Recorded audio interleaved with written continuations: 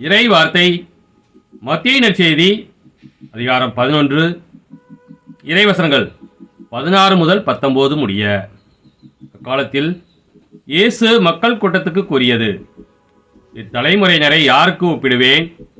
இவர்கள் சந்தை வெளியில் உட்கார்ந்து மறு அணியினரை கூப்பிட்டு, நாங்கள் குழல் ஊதினோம், நீங்கள் கூத்தாடவில்லை, நாங்கள் ஒப்பாரி வைத்தோம், நீங்கள் மாரடித்து புலம்பவில்லை என்று கூறி விளையாடும் சிறு பிள்ளைகளுக்கு ஒப்பானவர்கள். எப்படியெனில், யோவான் வந்தபோது அவர் உண்ணவும் இல்லை, குடிக்கவும் இல்லை. இவர்களோ அவன் பேய் பிடித்தவன் என்கிறார்கள். மானிட மகன் வந்துள்ளார், அவர் உண்கிறார், குடிக்கிறார்.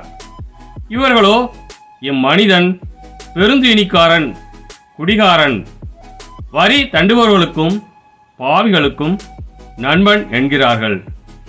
எனினும் ஞானம் மெய்யானது என்பதற்கு அதை ஏற்றுக்கொண்டோரின் செயல்களே சான்று.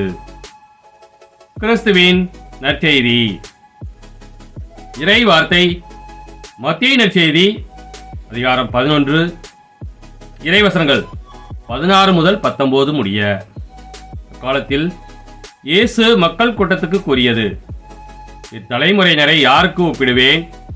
இவர்கள் சந்தை வெளியில் உட்கார்ந்து மறு அணியினரை கூப்பிட்டு, நாங்கள் குழல் ஊதினோம், நீங்கள் கூத்தாடவில்லை, நாங்கள் ஒப்பாரி வைத்தோம், நீங்கள் மாரடித்து புலம்பவில்லை என்று கூறி விளையாடும் சிறு பிள்ளைகளுக்கு ஒப்பானவர்கள்.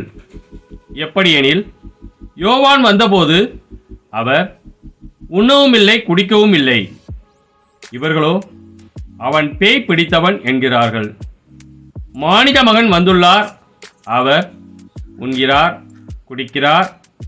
இவர்களோ இம்மனிதன் பெருந்தீனிக்காரன், குடிகாரன், வரி தண்டுபவர்களுக்கும் பாவிகளுக்கும் நண்பன் என்கிறார்கள். எனினும் ஞானம் மெய்யானது என்பதற்கு அதை ஏற்றுக்கொண்டோரின் செயல்களே சான்று. கிறிஸ்துவின் நற்செய்தி.